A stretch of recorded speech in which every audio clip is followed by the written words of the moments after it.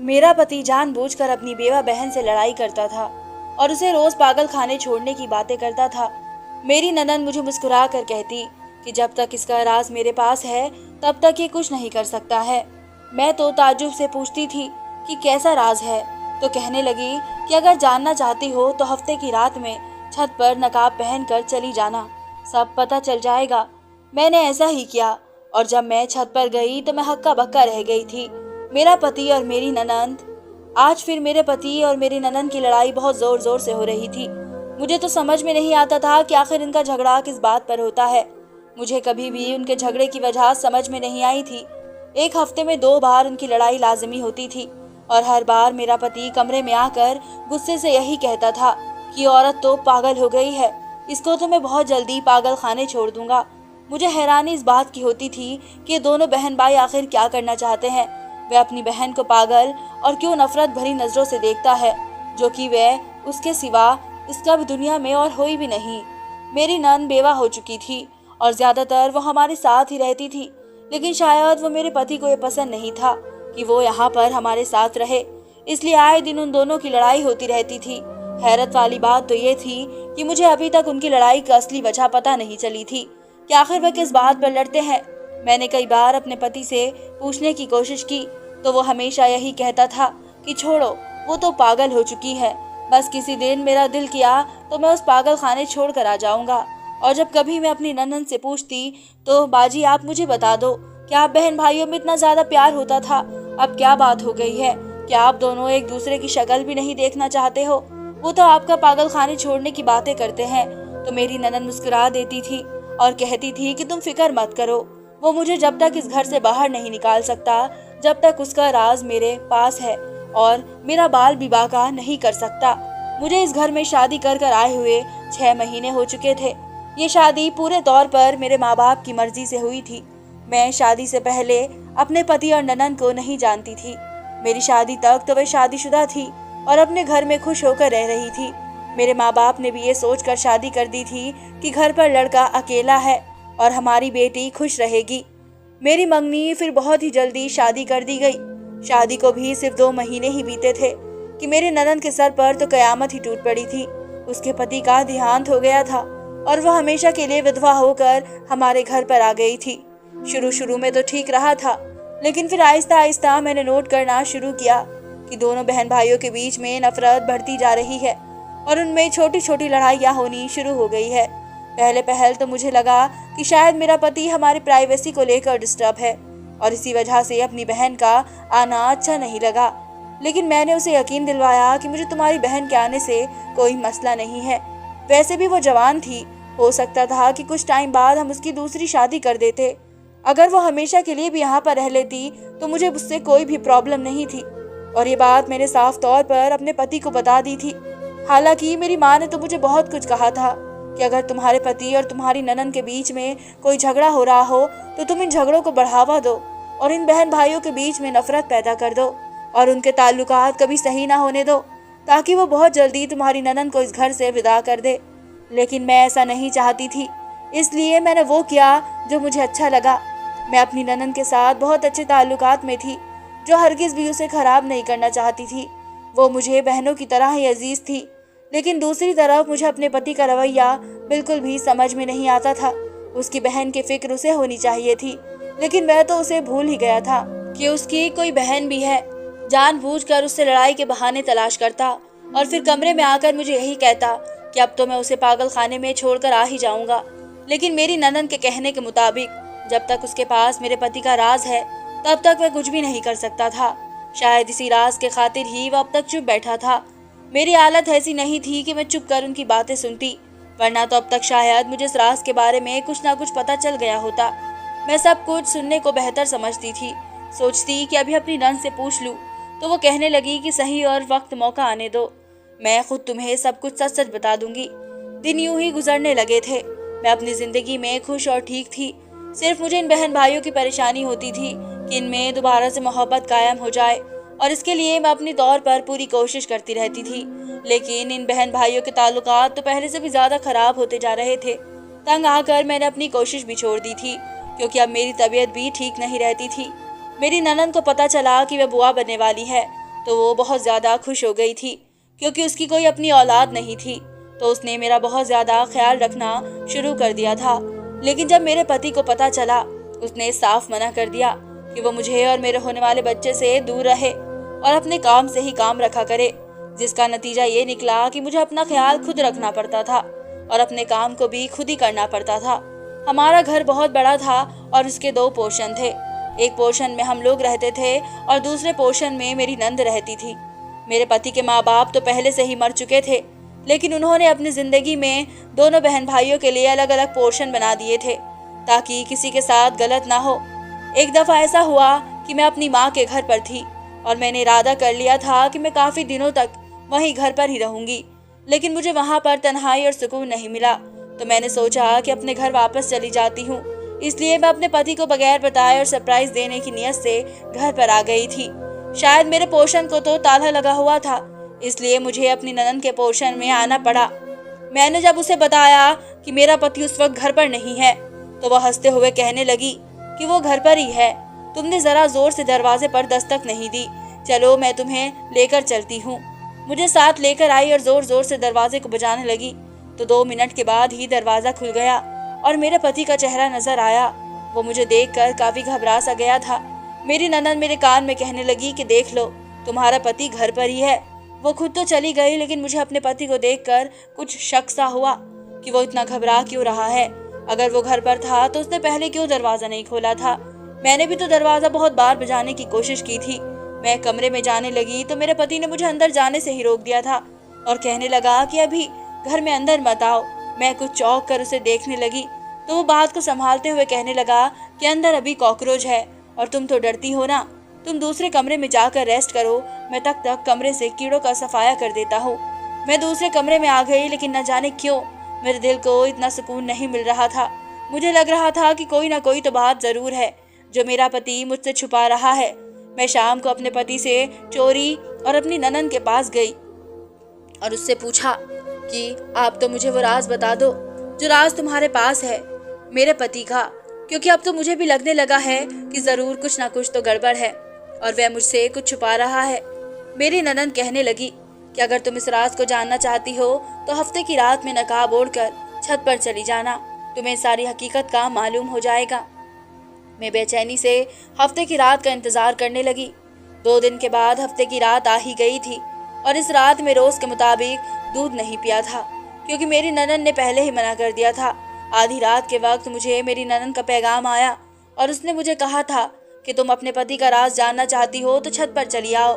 मैं जल्दी से अपना चेहरा छुपाए भागती हुई छत की तरफ बढ़ी। मेरे दिल में तरह तरह के ख्याल आ रहे थे कि न जाने ऐसा कौन सा राज है जिसकी वजह से मुझे छत पर इस तरीके से जाना पड़ रहा है। ऊपर वाला खैर करे कि मैं छत पर गई तो सामने का मंजर देखकर तो मेरे रोंगटे ही खड़े हो गए थे। मैंने कभी ख्वाब में भी नहीं सोचा था कि मुझे कभी कुछ ऐसा देखने को मिलेगा। छत पर तो मेरा पति मौजूद था, लेकिन वहां पर एक और लड़की मौजूद थी। उससे पहले कि मैं उस बेकाबू होकर आगे बढ़ती और इन दोनों को रंगे हाथ पकड़ती, किसी ने मुझे बाजू से पकड़कर पीछे खींच लिया था। देखा तो मेरी ननद पीछे खड़ी थी। मुझे कहने लगी कि अभी ये सही वक्त नहीं है, अभी तुम सिर्फ इन पर नजर रखो। मुझे किसी सूरत भी चैन नहीं मिल रही थी। अपने पति को अपनी आंखों से किसी दूसरी लड़की के साथ देखना मेरे लिए बहुत ही बुरा था और मैं चाहती थी कि मैं इन दोनों को उसी वक्त रंगे हाथ पकड़कर खूब ज्यादा बेइज्जती करूं। इससे पहले कि मैं अपने इरादे को अंजाम देती, मेरी ननद मुझे बाजू से पकड़कर वापस लेकर आ गई थी और कहने लगी कि ये रास्ता उसके बारे में बात कर रही थी। तुम्हारे पति का दूसरे लड़कियों से चक्कर चलता रहता है और वह अभी तक मेरे सामने इसलिए दबकर रहता है क्योंकि वो जानता है कि मैं उसके बारे में सब कुछ मालूम कर चुकी हूँ। अगर उसे पता चल गया कि तुम भी उसके बारे में जान चुकी हो तो फिर भी उससे कोई डर खौफ नहीं रहेगा। जब तुम्हारी औलाद पैदा हो जाएगी तो तुम्हारे पति का रवैया तुमसे बदल जाएगा।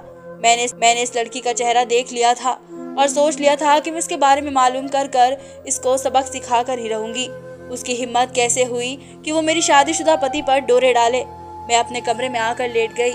आधे घंटे के बाद मेरा पति भी आ गया और जब मैंने उससे पूछा कि तुम कहाँ पर थे तो वह घबरा गया और टालते हुए कहने लगा कि मेरा दिल घबरा रहा था तो मैं ताज़ी हवा खाने के लिए छत पर चला गया था। उसने मुझे नहीं बताया था। इसका मतलब ये था कि वाकई में उसका उस लड़की के साथ कोई चक्कर था। बहरहाल मैंने अपने पति की बातों ही बातों में जता दिया था कि अगर उसका किसी लड़की के साथ चक्कर हुआ तो मैं उसे माफ़ नहीं करूँगी। उसका ये फ़ायदा निकला कि अगले हफ्ते के लास्ट में वो छत पर नहीं था और कमरे में ही रुका रहा। अब तो उसकी अपनी बहन के साथ लड़ाइयाँ भी बहुत कम हो चुकी थी, बल्कि ना होने के बराबर हो चुकी थी। उन दोनों ने काफ़ी टाइम से एक दूसरे से बोलना ही छोड़ रखा था। फिर एक दिन एक हैरत वाला मंजर मुझे देखने को मिला। इन दोनों बहन भाइयों के बीच में जाने कब और कैसे सुलह हो गई थी। ये बहुत ज्यादा चौंकने वाली बात थी। पहले तो एक दूसरे की शक्ल ही नहीं देखना चाहते थे और मुझे कुछ पता ही नहीं था कि उनकी लड़ाई क्यों हुई और किस वजह से हुई और सुलह की शर्त पर हुई। यह इन दोनों बहन भाइयों की आपस की बात थी। और जब मैंने कॉल कर अपनी माँ को इस बारे में बताया तो माँ मुझे कहने लगी कि तुम्हें उन पर नजर रखनी चाहिए और तुम्हें पता करना चाहिए कि पहले इन दोनों के बीच में क्या चल रहा था और अब क्या चल रहा है। ये ना हो कि तुम्हारी बेवकूफ़ी में तुम्हारा ही कोई नुकसान हो जाए। माँ की बात में दम था, इसलिए मैंने इन दोनों पर नजर रखनी शुरू कर दी थी। कभी कभी मुझे लगता था कि ये दोनों सच में ही सुलह कर एक दूसरे को पिछली बातों के लिए माफ कर चुके हैं, लेकिन फिर दूसरी ही तरफ मुझे लगता कि ये दोनों सिर्फ दिखावा कर रहे हैं, वरना अंदर से ये अभी भी एक दूसरे के खिलाफ और बुग़्ज़ रखते हैं। उस रोज मुझे बाजार से अपने बच्चों के लिए कुछ ज़रूरी शॉपिंग करनी थी और मेरी ननद घर पर नहीं थी, तो मैंने मजबूरी में अकेले ही बाजार चली गई थी। मैंने अपनी ननद को फ़ोन कर पूछा कि वो कहाँ पर है, तो उसने यही कहा था कि वह किसी ज़रूरी काम से बाहर निकली है, लेकिन उसका ज़रूरी काम मुझे बाजार जाकर उसी जगह से पता चल गया था जब मैं उसके और उसके भाई को, अपने पति को, इस लड़की के साथ देखा जो मुझे अपने पति के साथ छत पर नजर आई थी। वो तीनों एक मॉल में इकट्ठे बैठकर खाना खा रहे थे। मैंने भी अपना चेहरा ढककर पीछे वाले टेबल पर जाकर बैठ गई थी ताकि उनकी बातें सुन सकूं। मेरे जाने के 2 मिनट बाद ही वो लड़की उठकर वहां से चली गई थी, लेकिन मैं इन दोनों की काफ़ी बातें सुन चुकी थी। मेरी ननद मेरे पति से कह रही थी कि मैं तुम्हारी बीवी को अब तक तुम्हारे किसी राज के बारे में नहीं बताया है, मैंने उसे कुछ भी नहीं बताया और अब मैं तुमसे यही चाहती हूँ कि तुम जितना मेरा हिस्सा बनता है उतना मुझे दे दो। 1 रुपये भी ज़्यादा मत देना और ना ही कम। तुम सारा हिस्सा अकेला नहीं ले सकते हो। मेरा पति कहने लगा कि ठीक है, मैं समझ गया हूँ, मैं तुम्हारे हिस्से की पूरी रकम तुम्हें दे दूंगा। मैं तो शुक्र करता हूँ कि तुम मेरी सगी बहन नहीं हो, वरना तुम जैसी लालची लड़की तो किसी की बहन ना हो। तो चाहिए उन दोनों की बातें तो पहले ही मुझे समझ में नहीं आई थी कि वे एक दूसरे से किस हिस्से के बारे में बात कर रहे थे, लेकिन ये सुनकर कि वे एक दूसरे के सगे बहन भाई नहीं है, मेरे तो कदमों तले से ज़मीन निकल गई थी। ये वो क्या कह रहा था और क्या इन लोगों ने मिलकर मुझे इन धोखे में रखा हुआ था? लेकिन मुझे इस धोखा में लेने का क्या मकसद हो सकता था? ये मुझे ऐसा क्या हासिल करना चाहते थे कि मेरे पास तो कोई बैंक बैलेंस या प्रॉपर्टी ही नहीं थी जिसको बेचकर ये आपस में आधी आधी कर लेते। मैं तो एक गरीब घर से आई थी और ना ही मैं अपने 7 लाखों करोड़ों का दहेज लेकर आई थी। तो फिर ये किस लड़की को बेहद बेवकूफ़ बनाने की बातें कर रहे थे? कहीं इस लड़की को तो नहीं जो अभी यहाँ से उठ कर गई थी? आखिर वह भी तो थोड़ी देर पहले उनके पास बैठी थी, इस गेम प्लान का डिस्कस कर रही थी। और ये कैसी लड़की थी? कौन थी? इन लोगों के साथ क्या कर रही थी? इनका इसके साथ क्या रिश्ता था? ये सवाल मुझे चैन नहीं लेने दे रहा था और जब तक मुझे पता नहीं चल जाता तब तक मुझे सुकून नहीं मिलता। मैं उनके उठने से पहले ही चुपचाप वहाँ से और घर पर आ गई। थोड़ी देर के बाद वे दोनों भी घर पर वापस आ गए थे। पहले तो मेरा दिल किया कि मैं इन दोनों से साफ साफ पूछ लूँ, लेकिन फिर मुझे सही नहीं लगा था, इसलिए मैं चुप ही रही। मेरी ननद क्योंकि एक होशियार औरत थी, इसलिए उसने मेरे चेहरे के बिगड़ते असरात नोट कर लिए और मुझसे पूछने लगी थी कि सब कुछ खैरियत तो है ना। मैंने बहाना बनाते हुए कह दिया कि मेरी तबीयत वैसे ही खराब हो रही है, तुम ठीक तो हो? इसलिए मुझे ऐसा लगने लगा था कि मेरी ननद भी यही चाहती है कि मैं घर से निकल जाऊं और अपने भाई की शादी उस दूसरी लड़की से करवा देगी। अगर ऐसा ना होता तो वो उसे हंसकर बातें क्यों कर रही थी? पहले तो उसने अपने भाई से रिश्ता खराब कर रखा था और इसलिए मुझे उसके चक्कर के बारे में भी बता देती थी, और जब इन दोनों की सुलह हो गई तो वह अपने ही भाई के साथ देने लगी थी। मुझे कुछ भी कर अपना घर बचाना था, इसलिए मैंने सबसे पहले तो उस लड़की को तलाश करना था ताकि मैं उसको अपने पति से दूर रख सकूं। कुछ दिनों के बाद मैं फिर से दोनों बहन भाइयों को बाहर जाते हुए देख रही थी। मुझे शक हो गया और वह इस लड़की से मिलने जा रहे होंगे।